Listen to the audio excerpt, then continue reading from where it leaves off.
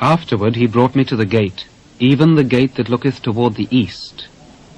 And behold, the glory of the God of Israel came from the way of the east. And his voice was like a noise of many waters, and the earth shined with his glory.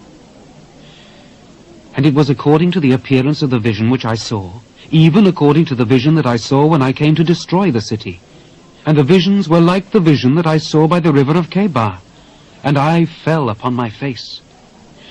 And the glory of the Lord came into the house by the way of the gate whose prospect is toward the east. So the Spirit took me up, and brought me into the inner court. And behold, the glory of the Lord filled the house. And I heard him speaking unto me out of the house. And the man stood by me.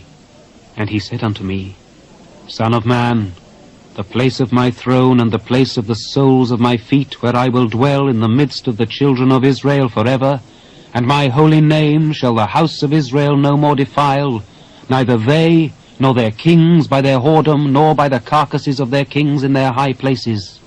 In their setting of their threshold by my thresholds, and their post by my posts, and the wall between me and them, they have even defiled my holy name by their abominations that they have committed, whereof I have consumed them in mine anger.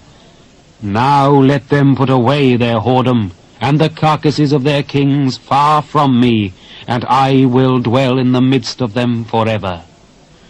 Thou son of man, show the house to the house of Israel, that they may be ashamed of their iniquities, and let them measure the pattern.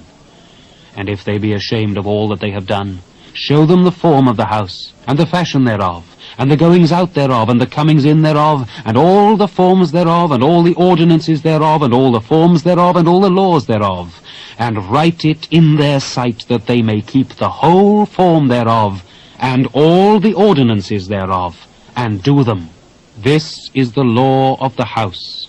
Upon the top of the mountain, the whole limit thereof round about shall be most holy. Behold, this is the law of the house. And these are the measures of the altar after the cubits.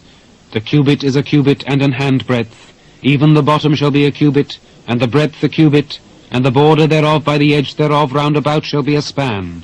And this shall be the higher place of the altar. And from the bottom upon the ground even to the lower settle shall be 2 cubits, and the breadth 1 cubit.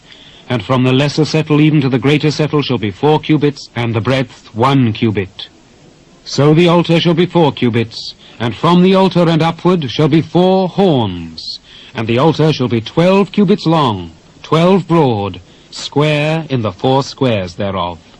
And the settle shall be 14 cubits long, and 14 broad in the 4 squares thereof, and the border about it shall be half a cubit, and the bottom thereof shall be a cubit about, and his stairs shall look toward the east.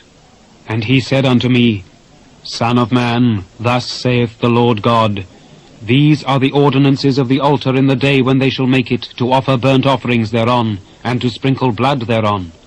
And thou shalt give to the priests, the Levites that be of the seed of Zadok, which approach unto me, to minister unto me, saith the Lord God, a young bullock for a sin offering. And thou shalt take of the blood thereof, and put it on the 4 horns of it, and on the 4 corners of the settle, and upon the border round about. Thus shalt thou cleanse and purge it.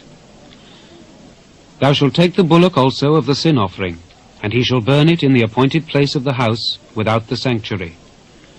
And on the 2nd day thou shalt offer a kid of the goats without blemish for a sin offering, and they shall cleanse the altar as they did cleanse it with the bullock.